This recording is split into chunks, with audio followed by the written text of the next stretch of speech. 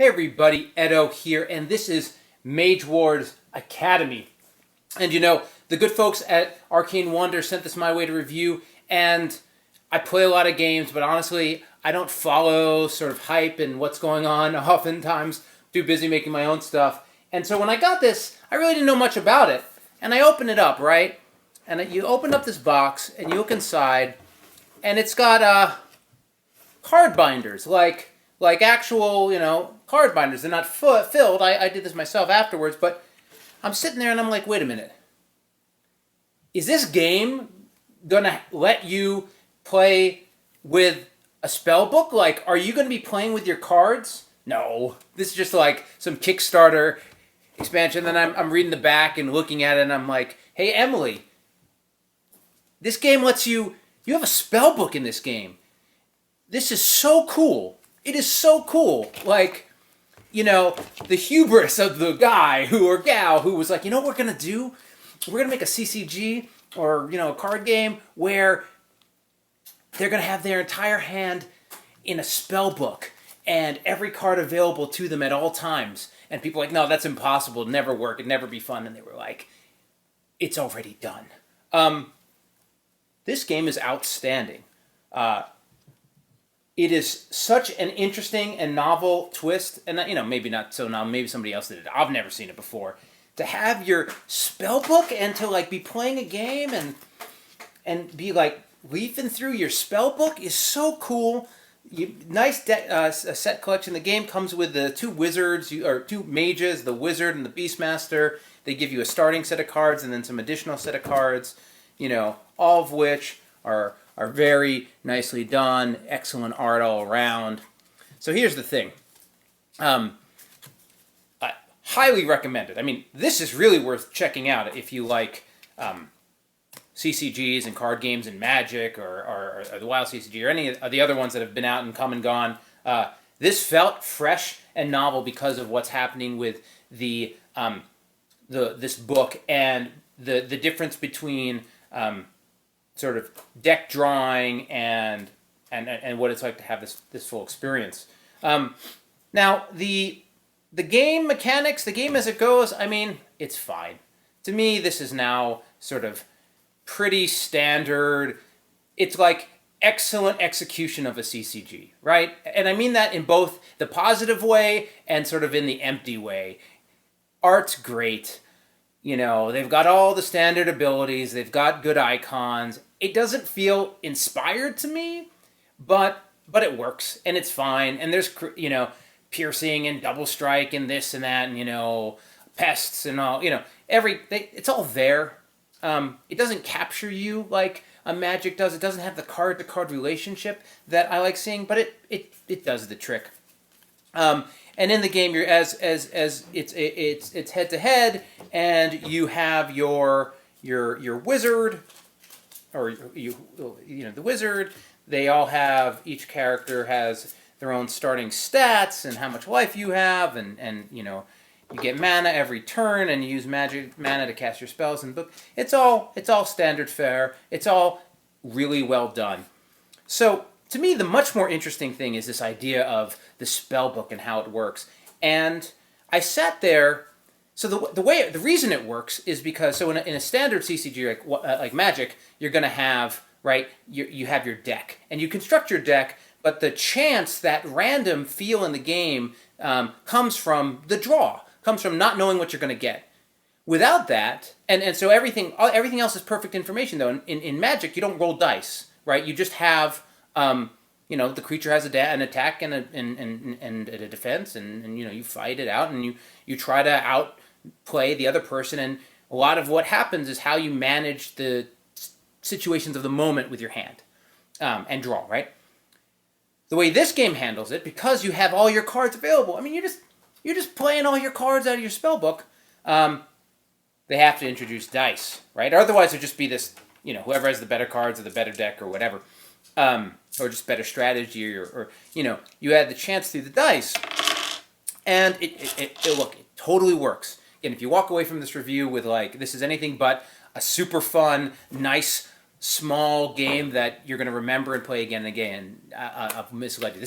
But setting that aside for a second,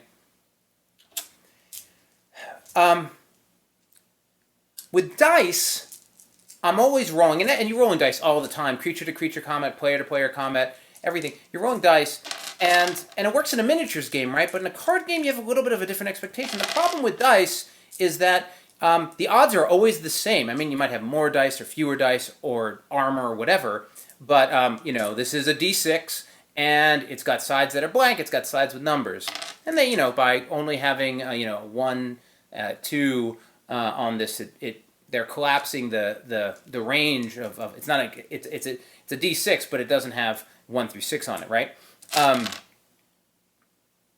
But in a deck drawing game like Magic, yeah, my odds of getting the card I want are however many cards, 140, 160, whatever your game you're playing.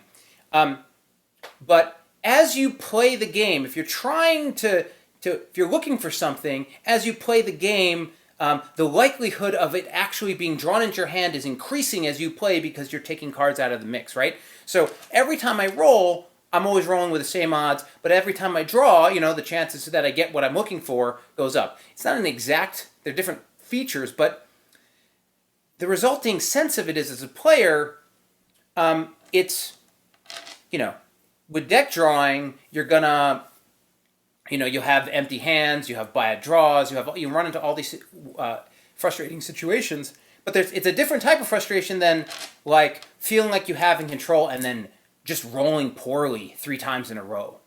Like, that's a little bit more empty in an odd way. And I think for a lot of people who play this, especially people who play like Magic the Gathering, who play those types of games, that's going to be the biggest thing.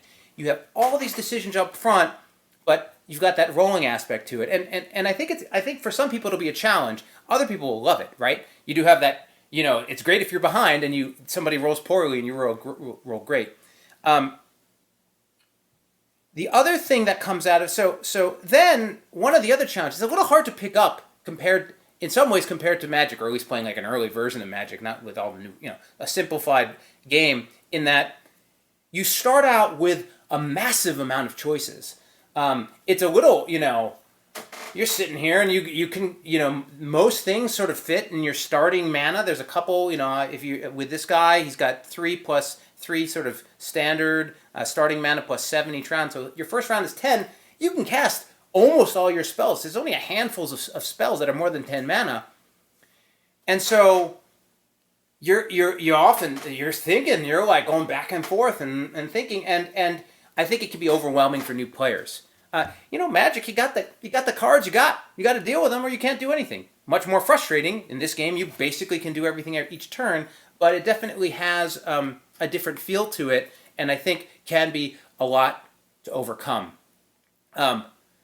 It has a wonderful sense of dread, though, as you're using cards in a great way that's a little different. In a deck, your deck's getting smaller. It's getting smaller, you're running out of time, but it's not the same as like looking through your spell book and only seeing a couple cards here and there left, or you've got no more spells. Like, it's a much more clear and in your face in your book. So I think those are some distinct differences. The other thing is, and this is, I think, so awesome game, worth your attention. It's part of the Mage Wars Arena in that some of the cards work for that game, but it's a standalone product. But you can sort of see the trappings of it of Mage Wars holding on to this game, and I think as bold as it is, it could have been bolder. In Magic, right? That chance of that deck drawing is something that's so powerful, and hand management is so powerful. A big part of the game is cards that make you draw faster, draw more, stop people from drawing, reordering your cards, hand manipulation, dropping hands, all this stuff to deal with that unknown, deal with that situation, and it's really why it's such a lasting game. I think there was a real missed opportunity. There may be a card in there, very little. Obviously, this comes with a 2-star set. There's a bunch of cards I've never used. I've played a number of games, but only with the core set. But nothing really like, I want to be stopping somebody from using their spell book, or tearing out the third page, or a certain class of spells, or you have this incredible, beyond what you would expect, visceral experience of having the spell book in your hand, but a huge missed opportunity in using it as part of the game in a really meaningful way. It is a huge opportunity. Because you have mana, and all you can do is basically withhold mana from somebody. It doesn't really work like when you have forests and mountains and plague, or whatever, skulls, swamps. Jeez, it's been that long. That's really missed here. As is giving me the ability to manipulate these dice. You can add a die or you can subtract a die, but you can't sort of like knock a die upwards or downwards in a really, like, there is an opportunity. They're so important in the game, letting me have some special dies. Let me bring in die upgrades where like I can make one of my dies better. Like, there's a missed opportunity. And so I think more than anything, I would just say, hey, Arcane Wonders, you're going to make a boatload of money. This is going to do really well. It's that good. Don't be afraid to do an expansion to this that is only for this game. That isn't sort of for both games. Like, you could own a genre with this game, because this is awesome. It's awesome. So, longer than usual, I had a few things to say. Well worth checking out. Subscribe, share, all that good stuff. More importantly, play some great games. Thanks. Bye.